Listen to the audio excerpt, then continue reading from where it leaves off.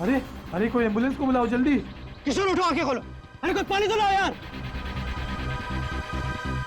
कोई फायदा नहीं, किशोर मर चुका है।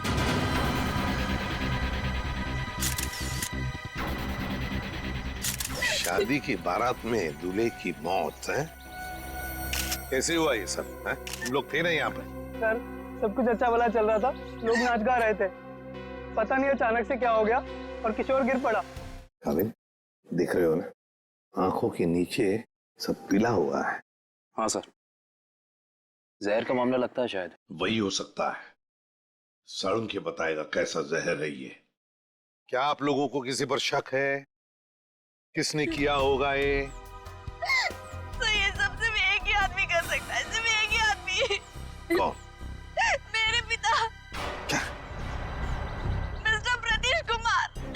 सिर्फ वही कर सकते हैं। क्या तुम्हारे पिता इस शादी के खिलाफ हैं? जी हाँ। वो नहीं चाहते थे कि हमारी शादी हो, क्योंकि ये उनकी तरह अमीर नहीं था ना। उन्होंने तो हमें धमकी भी दी थी कि अगर हम लोग उनके खिलाफ जाकर शादी करेंगे तो वो इसे मार देंगे। देखो, तुम्हारे पिताजी आए हैं शादी में? वो यहाँ पर नहीं है, लेकिन उन्होंने जरूर किसी को भेजा है मेरे किशोर को मारने के लिए, जरूर किसी को पैसे दिए। वो जो मुजरिम है ना, प्रवीण कोबला, वो पापा का बहुत अच्छा दोस्त है, उसी ने मारा मेरे किशोर को, उसी ने मारा है। सर, किशोर की जान को खतरा था और अदिति मैडम ने इनको सुरक्षा दिलवाई थी और पिछले 5 दिनों से हम इनकी सुरक्षा कर रहे थे, और उसके बावजूद ये सब हो गया। सर पता नहीं कैसे हो गया ये सब, हमने तो किसी को इनके आसपास भटकने तक नहीं दिया। हाँ, फिर भी लाश तो पड़ी है ना यहाँ पर। किसी को भटकने नहीं दिया। सर, इनमें से किसी ने मारा है मेरे किशोर को। इनमें से कोई मेरे पापा के साथ मिला हुआ है, इन्होंने मारा है। कैसी बदकिस्मत लड़की हूँ मैं, ये उसके खुद के बाप ने उसे शादी के दिन विधवा कर दिया। श्रेया, अदिति, चलो अंदर चलो। किशोर की जान को खतरा था, है ना? तो क्या उसे किसी सुरक्षित जगह पर रखा था? हाँ सर, एक सेफ हाउस में रखा था हमने। तो वहाँ पे आप लोग यानी सिक्योरिटी थी किशोर के साथ? जी सर, हमने इन्हें कभी अकेला नहीं छोड़ा। कहाँ पर रखा था किशोर को? काबिल, घर का कोना कोना छान मारो। सर। हाँ, देख, तुम कौन हो? सर, ये घर की देखभाल के लिए। तुम्हारी टीम का आदमी है ये?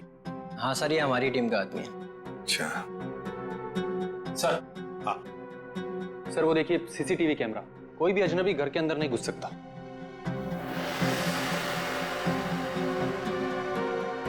हाँ, मगर कोई तो आता होगा घर में किशोर से मिलने, कोई दोस्त या कोई रिश्तेदार? नहीं सर, सिवाय अदिति जी के और कोई भी नहीं। अच्छा, खाने का डब्बा कौन लेकर आता था? सर किशोर का खाना अदिति ही लेकर आती थी और चाय वगैरह वो खुद बना लेते थे। मतलब सिर्फ अदिति ही आती थी इस घर में? सर अंदर चेक कर लिया, इस घर में जबरदस्ती या चोरी छिपे घुसने का कोई सबूत, कोई निशान नहीं मिला है।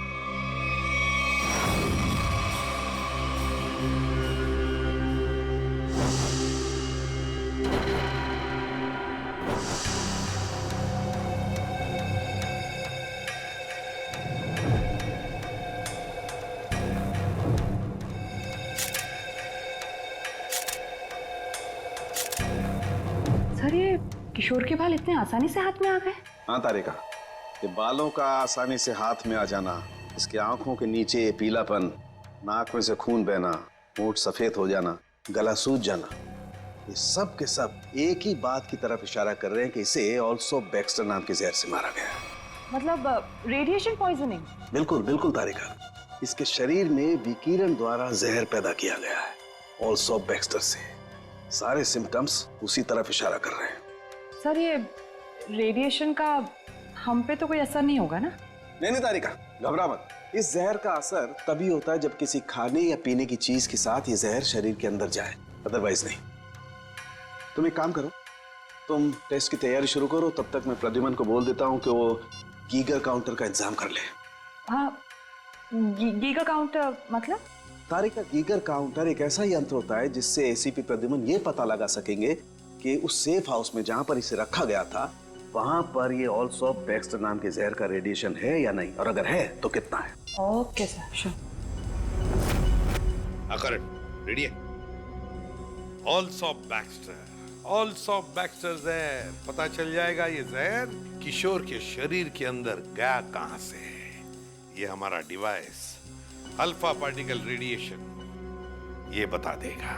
बारीक से बारीक चीज को भी चेक करो, देखो रेडिएशन मिलता है क्या। Yes sir. करण,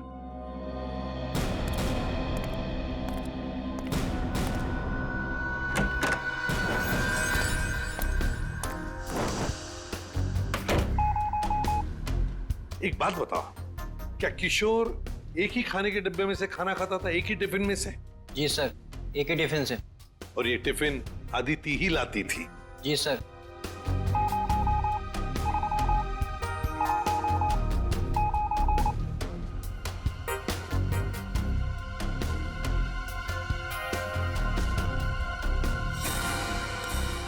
सर, हाँ?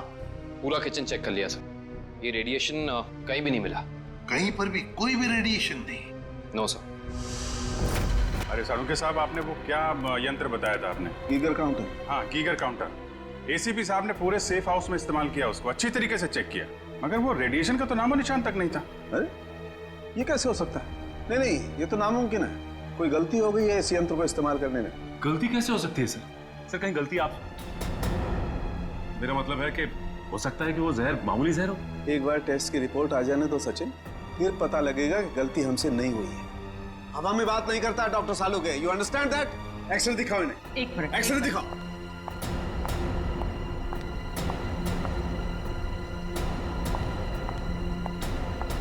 ये देखो, ये निशान देख रहे हो पेट में? हाँ, ये कोई काली सी चीज है।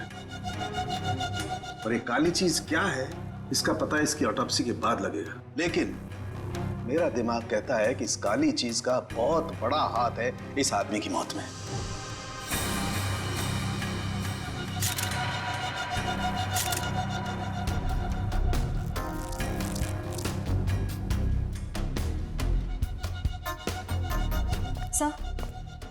सर ये देखिए, ये बॉटल अंदर बेडरूम में टेबल के नीचे छुपा कर रखी गई थी। है क्या इस बॉटल में? काविन सर, काम करो, चेक करो इसे, देखो इसमें रेडिएशन मिलता है क्या, पता तो चले जहर है भी या नहीं।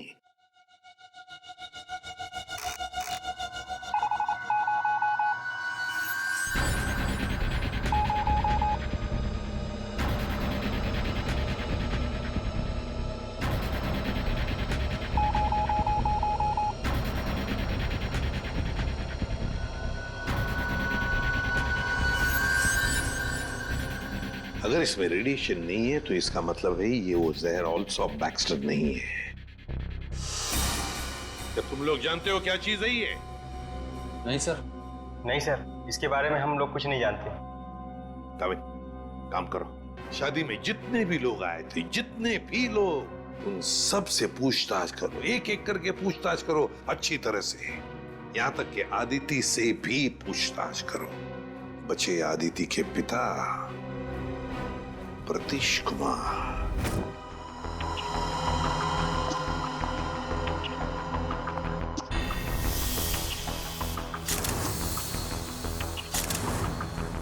माय गॉड, पेट में बाल। अब तो समझो इस किशोर की मौत की गुत्थी सुलझ ही गई। वो कैसे सर? बताता हूं, तुम एक काम करो, पहले इन बालों को अच्छी तरह से साफ कर लो। क्या डॉक्टर साहब, बोला था ना आपसे गलती हो रही है। ये मिला एसीपी साहब को सेफ हाउस में, ये मामूली जहर है, इसमें कोई रेडिएशन नहीं है। अरे फिर वही बात। भाई साहब, आपकी जानकारी के लिए बता दूं, हमसे कभी कोई गलती होती नहीं है। किशोर की मौत की वजह ऑल्सो बैक्स्टर नाम का जहर ही है।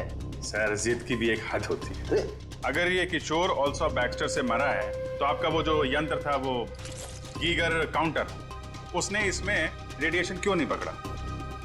इसमें रेडिएशन हो भी नहीं सकता है, क्योंकि भाई साहब जहर इसमें नहीं है, जहर यहाँ है इसके पेट में, इसके पेट में बाल थे उसमें जहर। बाल में जहर? हाँ, तुम याद है ना इसके पेट का एक्सरे दिखाया था तुम्हें, उसमें एक काली सी चीज थी। हाँ, वो काली सी चीज दरअसल इसके पेट में बालों का एक गुच्छा था और उन बालों के गुच्छे में ऑल्सो बैक्स्टर नाम का जहर था जिसकी वजह से इसकी मौत हुई। सर सब कुछ समझ में नहीं आ रहा है। हाँ, कोई बाल कैसे खा सकता है? गलती से पेट में चले गए हो। और वैसे भी इसके बाल झड़ रहे थे ना। नहीं सचिन, वो बाल किशोर के नहीं है, वो बाल किसी और के हैं।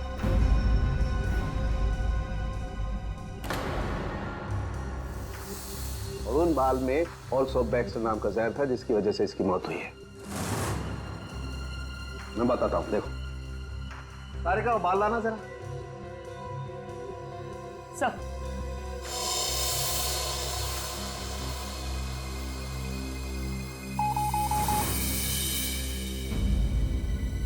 देखा, बाल में जहर है। एक मिनट। तो आप ये कहना चाहते हैं किशोर शिकार हुआ किसी और के सिर के बाल से, जो उसके पेट में गया और चूंकि बाल जहरीला था इसलिए मर गया बेचारा ये। एग्जैक्टली। तो फिर उस आदमी के शरीर में भी तो जहर होगा जिसका ये बाल है। यकीनन। My God. अच्छा, ये बाल इसके पेट में कब गया? कितने दिन पहले? लगभग 7-8 दिन पहले। मतलब उसे प्रोटेक्शन मिलने से पहले? मैं बताता हूँ डिटेल में, आओ।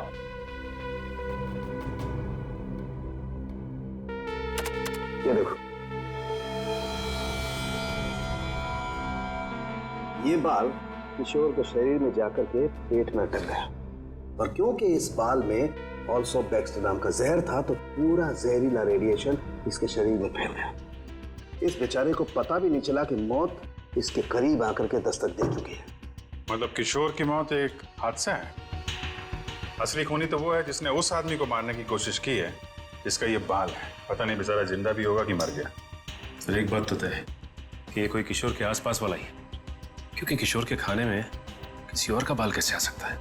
ये हो सकता है कि वो बाहर खाना खाने गया हो किसी रेस्टोरेंट में और वहाँ के शेफ या कुक का बाल उसके खाने में गिर गया और गलती से इस किशोर ने खा लिया। होने को तो कुछ भी हो सकता है। इस बाल से कुछ और पता चल सकता है?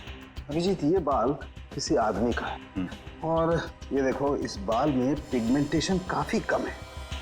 पिगमेंटेशन जिससे बाल काले रहते हैं। एग्जैक्टली। मुझे लगता है इस आदमी की उम्र 40 से 45 साल की होगी। देखो, इस बाल की जड़ें सफेद हैं। अरे डॉक्टर साहब, जो इसके पेट से बाल निकले हैं वो तो सारे काले हैं। हेड आई का मतलब समझते हो ना, उसी का कमाल। ओह, अच्छा सर, ये ऑल्सो बैक्स्टर ये तो बहुत ही खतरनाक जहर है, तो आसानी से तो मिलता नहीं होगा। बिल्कुल नहीं मिलता। अभिजीत, एक काम करो, पता लगाओ कि हाल ही में किसी एटॉमिक लैब से ये जहर चुराया तो नहीं गया। अगर ये पता लग गया दोस्त, हम खूनी तक पहुंच जाएंगे। करेक्ट। सर इस बॉटल में तो जहर ही है, पर एक बात समझ में नहीं आ रही कि कोई अपनी पसंद की लड़की से शादी करने से पहले खुद की जान क्यों लेगा?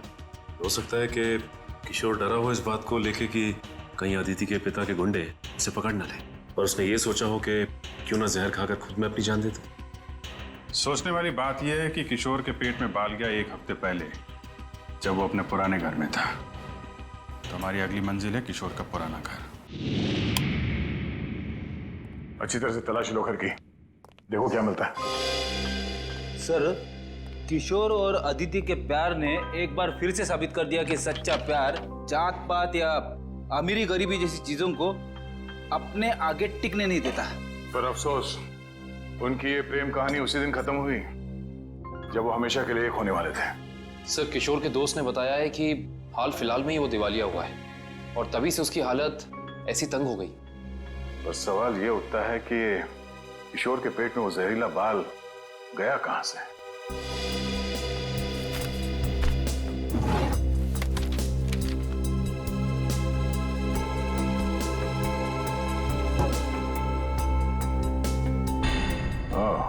Termination letter. इस किशोर को नौकरी से निकाला गया था MLM एंटरप्राइजेस प्राइवेट लिमिटेड। ये तो अदिति के पिता की कंपनी है।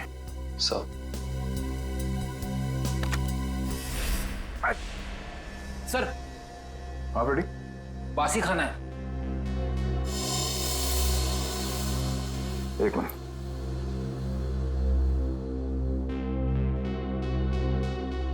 इसमें कहीं बाल तो नहीं दिख रहा। जरा घर का राशन चेक करो।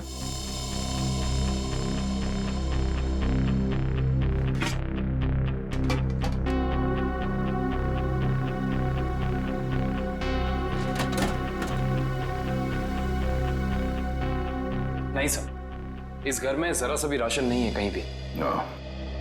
इसका मतलब ये खाना यहाँ नहीं पका है, बाहर से आया है।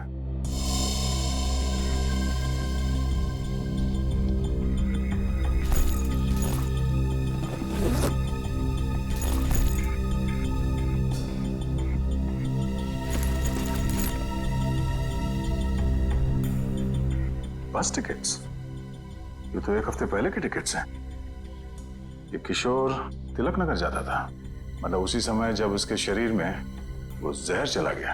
अगर सर जब किशोर के पास कोई नौकरी नहीं थी तो ये रोज तिलक नगर करने क्या जाता था? ये तो वहीं जाने के बाद पता चलेगा। तिलक नगर में। Sir, Tilak Nagar bus stop तो आ गए, अब यहाँ से कहाँ जाए? फोटो दिखाएगा लोगों को किशोर की? नहीं, उसकी जरूरत नहीं पड़ेगी। वो देखो,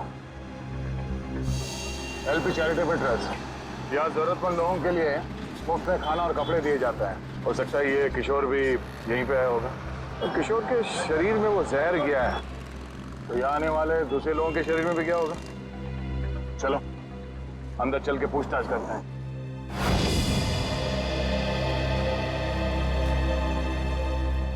एक्सक्यूज मी, हम लोग सीआईडी से। यह मैनेजर कौन है? जी मैं ही हूँ सर, अविनाश। पर यहाँ पे सीआईडी का क्या काम? इसे पहचानते हैं आप? किशोर नाम है इसका। सर ये तो अक्सर आता था यहाँ खाना खाने, पर कुछ दिन से नहीं आ रहा। सर इसे क्या हुआ? किसी ने इसका खून कर दिया। क्या? खून? और आपको ये बात जान के धक्का लगेगा कि इसकी मौत की वजह आपके यहाँ खाए खाने से जुड़ी हुई है। जी क्या मतलब? हमें इसके पेट के अंदर से बाल मिला है, जो शायद खाने के जरिए इसके पेट में गया है, और उस बाल में जहर था, अल्सूफ बैक्स्टर नाम का बहुत ही खतरनाक जहर। सर क्या कह रहे हैं आप? हम तो बहुत सावधानी बरतते हैं लोगों को खाना देने से पहले। ये हमारा बावर्ची है, इससे आप पूछ सकते हैं। अब ये बताइए कि किसी और ने भी शिकायत की थी खाने में बाल होने की? हाँ सर, कुछ शिकायतें आई तो हैं। साहब मैंने पूरी सब्जी फेंक दी थी जिसमें बाल निकले। पर किशोर को कैसे पता नहीं चला कि उसके खाने में बाल है? वो इसलिए क्योंकि उसकी आंखें बहुत कमजोर थी, बहुत हाई पावर का चश्मा पहनता था, और शायद उस दिन उसने वो चश्मा ना पहना हो। अच्छा, इंसाफ के अलावा कोई और भी खाना बनाता है यहाँ पे? सर कोई एक हो तो मैं बताऊं। यहाँ तो कई लोग आते हैं दिलों में भावनाएं लेकर, और खाना पकाने में हमारी मदद करते हैं। तो जो लोग अक्सर आते हैं खाना बनाने के लिए, उनका कोई रजिस्टर, कोई लिस्ट होगा ना? एक मिनट सर। एक मिनट। जी सर। सर इसमें तो 70-75 लोगों के नाम है, कैसे पता चलेगा कि किशोर के खाने में किसका बाल गया था? याद है ना डॉक्टर सालुंके ने क्या कहा था? उस आदमी की उम्र 45-50 साल है और वो बालों को डाई करता है। 45-50 साल और बालों को डाई करता है? और शायद उसकी तबीयत भी अभी खराब होगी, क्योंकि उसके बालों में जहर है, तो वो जहर उसके शरीर में फैल गया होगा। हाँ साहब, वो शायद रमेश जी ही होंगे, इसलिए कि जो आप उम्र बता रहे हो जो उनकी थी। और साहब वो भी बाल रंगते थे, और करीब करीब साहब वो एक हफ्ते से यहाँ आए भी नहीं। रमेश, हाँ जरा उसका एड्रेस देना हमें।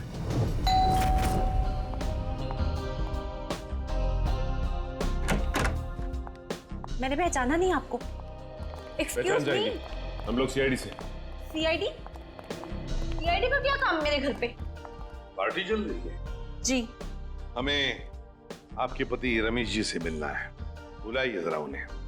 अफसोस, आपने आने में थोड़ी देर कर दी। 4 दिन पहले ही उनकी मौत हुई है। क्या? जी। रमेश की मौत हो गई? कैसे? एक रोड एक्सीडेंट में। Road accident?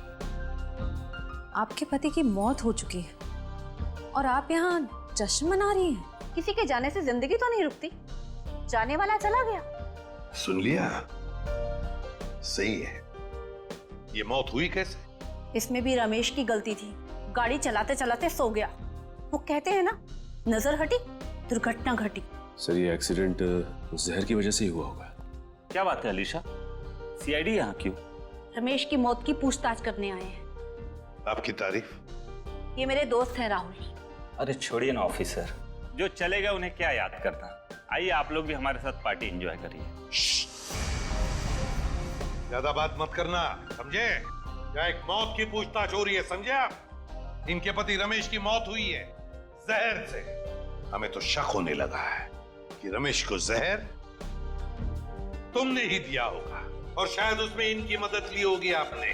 आप मुझ पर शक कर रहे हैं? जी हाँ, कुछ कहना है आपको? हमें रमेश के डीएनए सैंपल्स लेने हैं अभी, इसी वक्त। आपने आने में देर कर दी है। अफसोस, अब तो उनकी अस्थियां भी बहा दी हैं मैंने।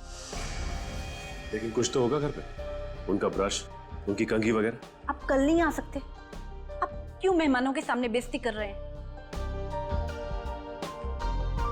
देखो मैडम, अगर हमने तुम्हारे घर की जबरदस्ती तलाशी ली और तुम्हें अपने साथ ब्यूरो ले गए तो तुम्हारी दुगनी बेइज्जती होगी। जी आइए।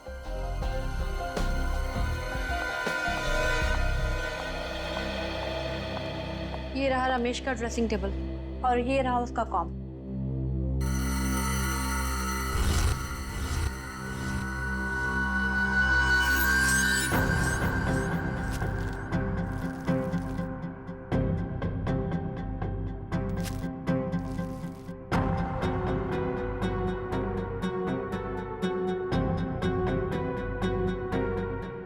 आशय, सर हेयर ब्रश मिला है, इस पे कुछ बाल भी है।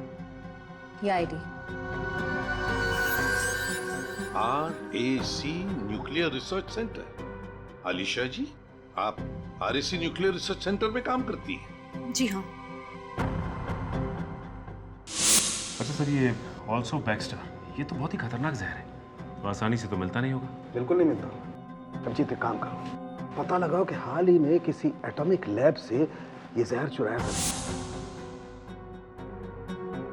सर उनके सामने रिसर्च सेंटर के बारे में बताया था, याद है? आलिशा जी, ऑल्सो बैक्स्टर, ये जहर ऑल्सो बैक्स्टर जिसकी वजह से आपके पति रमेश जी की मौत हो गई, वो अक्सर वहीं पे पाया जाता है जहां पर यूरेनियम कोर या फिर न्यूक्लियर रिएक्टर होते हैं। कह दीजिए अपने मेहमानों को, या आपके लिए ये पार्टी खत्म। भाई, हो सकता है आप लोगों को जानकर दुख हो, लेकिन अनीशा खूनी नहीं है। और इतने यकीन से कहने की वजह? क्योंकि रमेश का खून हुआ ही नहीं है। वो बेचारा तो वाकई एक्सीडेंट में मारा गया। अरे लेकिन उस लिस्ट में सर 40-45 साल का यही एक आदमी था, रमेश। क्योंकि उस वक्त मुझे मालूम नहीं था कि पिगमेंटेशन की वजह जहर नहीं है, उम्र नहीं है, बल्कि पिगमेंटेशन की वजह है ड्रग्स और केमिकल्स। अब ये नया चक्कर क्या है साल के साथ? सचिन, दरअसल उस आदमी की उम्र थी सिर्फ 30 साल की, लेकिन क्योंकि वो ड्रग्स लेता था इसलिए उसका शरीर और उसके बाल ज्यादा बूढ़े हो गए थे और उसके शरीर में पिगमेंटेशन इतना कम था कि 30 साल के होने के बावजूद वो लगता था 40-45 साल का। इस ड्रग के इस्तेमाल से इंसान को हेलुसिनेशन होने लगते हैं और कभी-कभी उसके अंग कांपने लगते हैं। तो खूनी कोई 30 साल का आदमी है जिसके हाथ कांपते हैं। सर, वो चैरिटेबल ट्रस्ट के लॉगबुक में भी एक आदमी की लिखाई ऐसी थी, बिल्कुल टेढ़ी। ऐसा लगता था कि लिखते वक्त उसके हाथ जरूर कांपते होंगे। नाम याद है उसका? एक मिनट। जी सर।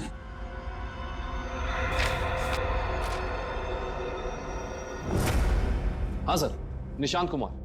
निशांत कुमार, पता लगाओ इस निशांत कुमार का एड्रेस।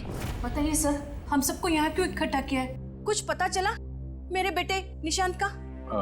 नहीं माजी, अभी तक नहीं, पर हमें शक है कि निशांत पे किसी जहर का असर हुआ है। क्या? वहाँ संभालिए अपने आप को। आपको इस बात का पता कैसे चला? हमने कहा ना, हमें शक है, यकीन नहीं है। आप ये बताइए, ये निशांत है कहाँ? जी वो 4 दिन पहले दिल्ली के लिए निकले थे। वहाँ से उनका एसएमएस आया कि वो सही सलामत दिल्ली पहुँच गए हैं। उसके बाद से उनसे कोई संपर्क नहीं हो पाया। क्या वो एसएमएस हम देख सकते हैं प्लीज?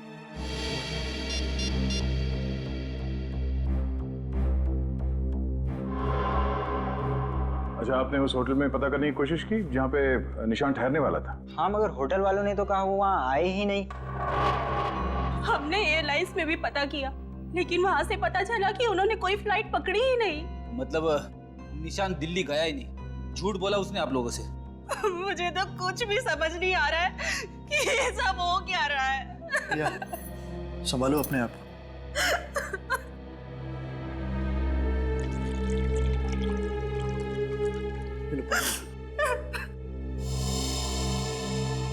आप निशान की सेक्रेटरी है ना? जी सर, मैं उनकी सेक्रेटरी सूजी हूँ। उसने अपने शेड्यूल में कहीं लिखा था कि वो दिल्ली जाने वाला था? नहीं तो। सर निशान ने ऐसा पहले कभी किया है? सर वो आप कुछ कहना चाहती हैं? नहीं नहीं। निशान के साथ एयरपोर्ट कौन गया था उसे छोड़ने के लिए? उसने प्राइवेट टैक्सी मंगाई थी, वो मिला भी था मुझे घर के बाहर। मुझे तो बड़ा ठीक ठाक लग रहा था। मतलब एयरपोर्ट पे गया था निशांत टैक्सी में बैठकर, मगर उसने फ्लाइट नहीं पकड़ी, वहां से कहीं चला गया। पता करना पड़ेगा एयरपोर्ट से ये निशांत गायब कहाँ हो गया। कविन, उस दिन निशान कहाँ घूम रहा था जीपीएस सिस्टम में पता चला? यस सर, ये देखिए सर। पहले बांद्रा की तरफ गया, फिर उल्टी दिशा में विले पार्ले, और उसके बाद दादर। सर ये निशान हमसे झूठ कह रहा था कि वो दिल्ली जा रहा है, बल्कि सच ये है कि वो शहर के अलग अलग हिस्सों में देखा गया। ये देखिए, यहाँ पे ऊपर नीचे घूम रहा है ये। उसका आखिरी लोकेशन तो विरार के आगे दिखा रहा है। शहर के बाहरी इलाके में।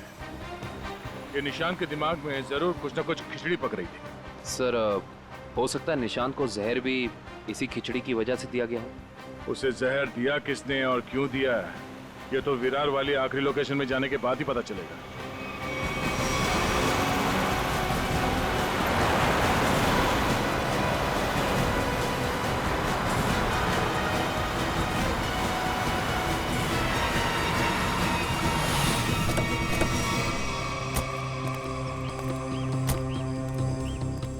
ये है वो जगह जहां आखिरी बार निशान के मोबाइल ने जीपीएस नेटवर्क पकड़ा था। अजीब बात है ना सर, कोई भला अपनी फ्लाइट मिस करके ऐसी जगह पे क्यों आएगा?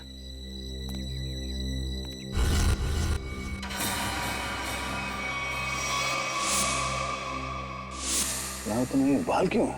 सर जरूर यहाँ कुछ हुआ है। सर यहाँ ये मिट्टी बता रही है कि यहाँ पे हाल फिलहाल में खुदाई हुई है।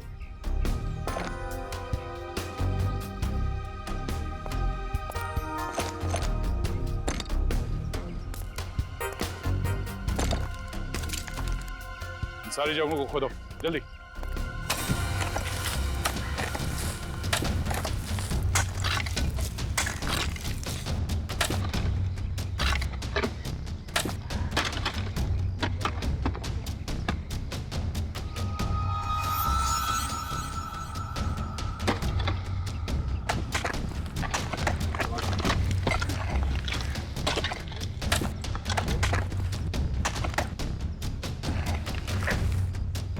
मिला?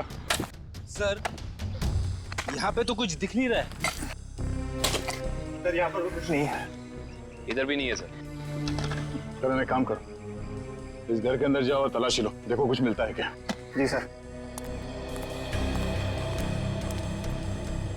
बड़े कमाल की बात है, इतनी ज्यादा जगह खुदा है पर खुदाई के अंदर कुछ भी नहीं मिला। ये भी तो हो सकता है कि खुदाई कुछ निकालने के लिए नहीं, बल्कि जो पहले दफनाया गया था उसे निकालने के लिए खोदा गया। सर, हाँ ये देखिए घर के अंदर से क्या मिला सर।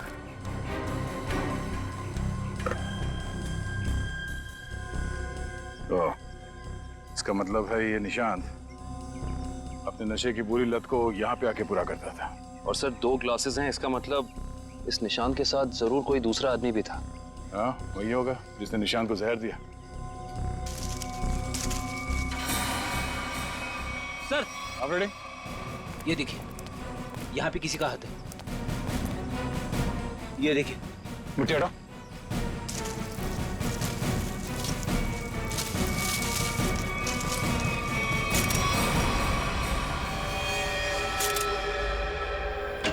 सर पता चल गया है कि निशांत शहर में यहाँ वहाँ क्यों घूम रहा था, ड्रग्स की तलाश में। डेचू ने बताया कि ड्रग्स की तलाश में वो सभी डीलर से जाके मिला इस इलाके के। और वो जहर एल्सॉप बैक्स्टर वो कहाँ से चोरी हुआ, कुछ पता चला? यस सर, अगैस्टोल इलाके के एक रिसर्च लैब से। हाँ, मगर ये चोरी क्यों हुई और किसने की ये अभी तक पता नहीं चल पाया सर। डॉक्टर साहब, ये निशान ये कितने दिन पहले मरा है? 4 दिन हो गए इसकी मौत को। 4 दिन पहले? अब ये क्या बात कर रहे हैं सर आप? 3 दिन पहले इस आदमी ने एसएमएस भेजा अपनी वाइफ को।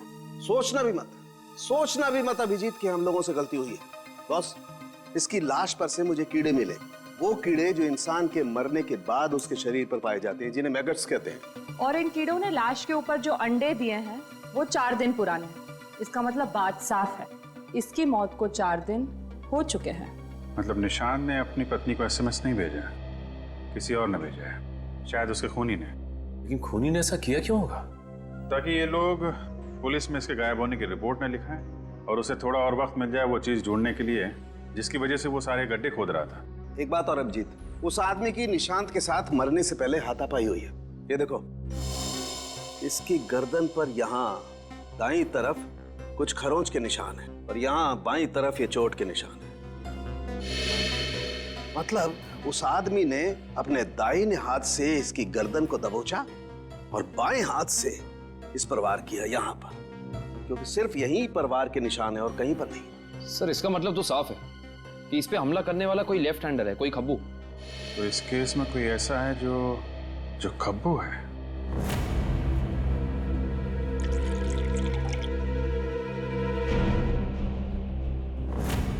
सर, दीपक निशांत का दोस्त? हाँ, वही दीपक। दोस्त नहीं, दुश्मन। पता लगाओ दीपक कहाँ मिलेगा। सर, ये दीपक बहुत चालाक निकला। वो जानता था सीआईडी उसके घर तक पहुंच जाएगी, इसलिए पहले ही भाग निकला। भाग के जाएगा कहाँ?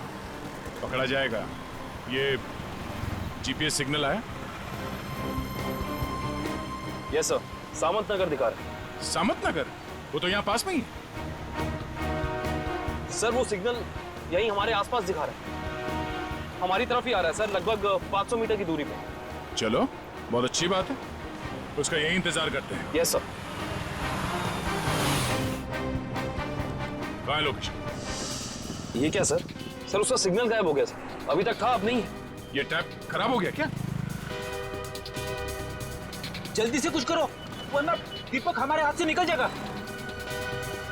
आ गया सर, पर कुछ अलग है सर। ये सिग्नल अब बता रहा है कि उसने T2 सिग्नल क्रॉस कर लिया। T2 नाका?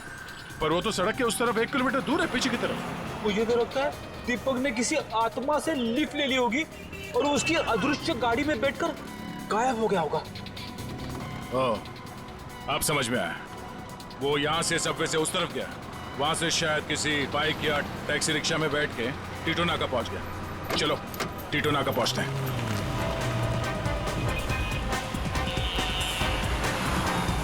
वो हमारे आसपास ही है सर। कहाँ है? दिख तो नहीं रहा। आ रहा है।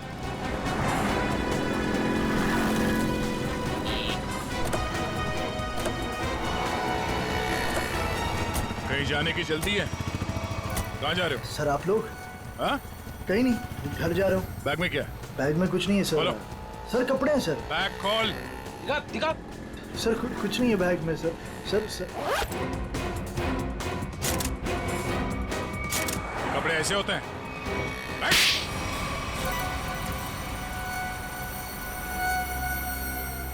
सर निशांत और मैं दोस्त थे सर, हम लोग साथ मिलकर सारे काम करते थे, साथ मिलकर हम लोग ड्रग्स का नशा भी करते थे।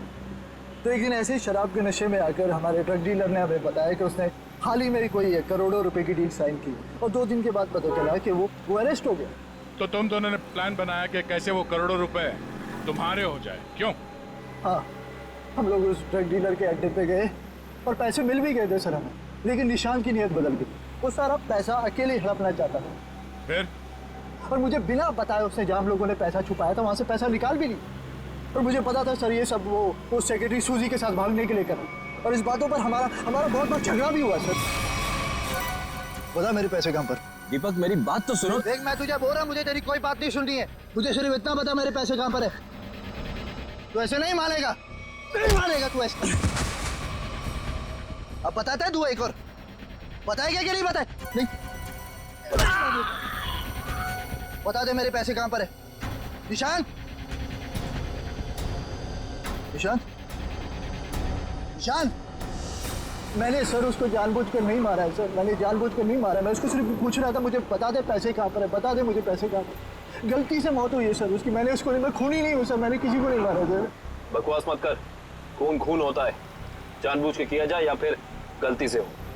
फिर तुमने निशांत के फोन से प्रिया को एसएमएस किया ताकि तुम्हें और टाइम मिले पैसे ढूंढने में, हाँ? हाँ, मैंने निशांत की लाश को दफना दिया और आसपास पैसे ढूंढने की कोशिश भी की, और जब मुझे पैसे मिल गए मैंने सोचा कि मैं नई जिंदगी शुरू करूंगा। नई जिंदगी शुरू करेगा तू, शुरू करेगा, मगर जेल में।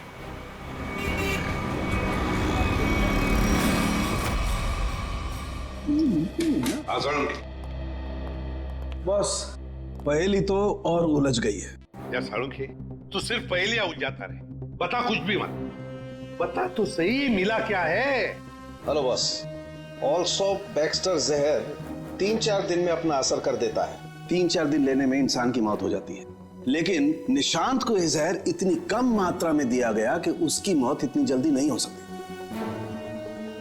हाँ सर, इसे तकरीबन 20 दिनों तक ये जहर दिया जा रहा था, वो भी बिल्कुल कम मात्रा में, ताकि जब वो मरे तब उसकी बॉडी में यह जहर डिटेक्ट ही ना हो।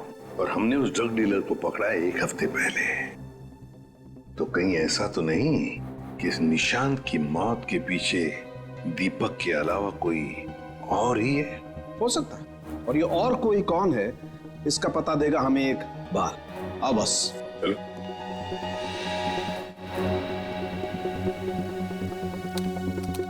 बस इंसान का बाल हर महीने तकरीबन 1.5 सेंटीमीटर बढ़ता है। जिस दिन इस निशांत को जहर दिया गया, इस जहर ने बाल पर अपना निशान छोड़ दिया। ये देखो, ये डॉट। और हर रोज निशांत को एक निश्चित मात्रा में जहर दिया गया, और हर रोज उस जहर ने अपना निशान बाल पर छोड़ दिया, सिवाय ये 23 तारीख और 24 तारीख। हाँ, और 25 से फिर से देना शुरू कर दिया। सर, अब 23 और 24 तारीख को निशांत का पूरा परिवार शहर से बाहर गया था। हाँ श्रेया, 23 और 24 को निशांत का पूरा परिवार शहर से बाहर गया था। निशांत शहर में ही था, और निशांत को 23 और 24 को जहर नहीं दिया गया था। इसका एक ही मतलब हो सकता है कि निशांत को जहर देने वाला उसके परिवार का ही कोई है। लेकिन सर, निशांत के परिवार में तो बहुत सारे लोग हैं, उन्हीं तक पहुंचेंगे कैसे? सचिन, अब खूनी के पास हम नहीं जाएंगे, वो खुद हमारे पास आएगा। सर, आपको कुछ पता चला कि निशांत का खून किसने किया है? हाँ, पता चल गया है, और मुझे यही है इस कमरे में हमारे बीच। क्या यहाँ पे कौन है वो? मुझे में अपने आप को बहुत होशियार समझता है। वो ये भूल गया कि सीआईडी के सामने अच्छे अच्छों की होशियारी खुश हो जाती है। निशांत की मौत की वजह है वो दौलत जो निशांत और दीपक ने मिलकर चुराई थी। तो क्या दीपक ने निशांत को मारा है? निशांत को एक ऐसे चालाक दिमाग ने मारा है जिसे लगता है कि उसका भोला चेहरा उसे बचा लेगा, और वो शातिर दिमाग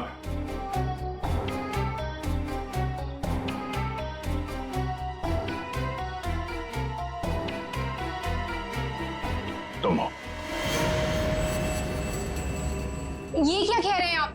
मैंने किसी का खून नहीं किया है। झूठ मत बोलो, हम ये भी जानते हैं कि तुमने वो जहर कहां से चुराया। अपना ड्रामा बंद कीजिए सूजी जी। जहां निशांत मारा गया, हमें वहां से आपके बाल मिले हैं। जरूर कोई मुझे फंसाने की कोशिश कर रहा है। मैं निर्दोष हूँ। दिव्या, गिरफ्तार कर लो इसे। छोड़ दीजिए मुझे, मैंने कुछ नहीं किया। इसे सजा कानून नहीं, इसे एक पत्नी देगी। मैं छोड़ूंगी नहीं इसे। दिव्या, इसे सजा अदालत ही देगा। अब तो आप लोगों को पता चल गया होगा कि सीआईडी और फॉरेंसिक साइंस के सामने कोई मुजरिम छुप नहीं सकता। हमारे पास फॉरेंसिक लैब में वो डीएनए सैंपल है। कल उस डीएनए सैंपल के टेस्ट के बाद पता चल जाएगा कि वो मुजरिम सूजी ही है।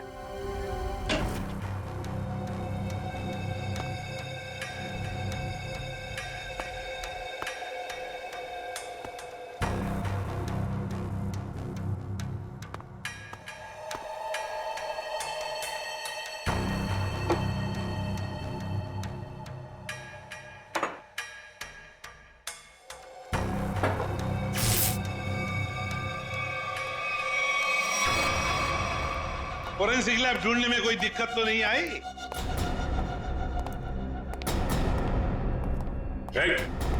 भागने की कोशिश भी मत करना। तुम्हें क्या लगा ये बच्चों का खेल है? हमें पहले से ही पता था कि सबूत चुराने के लिए तुम जरूर आओगे, और आ गए। लेकिन एक बात तुम्हें पता नहीं कि सबूत कोई था ही नहीं। मुंह दिखाई हो जाए सर इनकी। नेकी और पूछ-पूछ।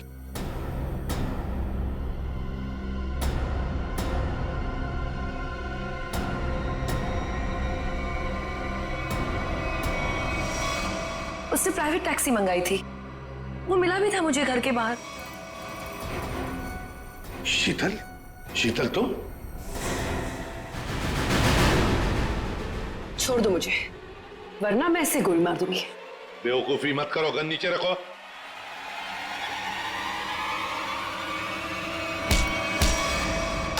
सीआईडी को मारना तेरे बस की बात नहीं है।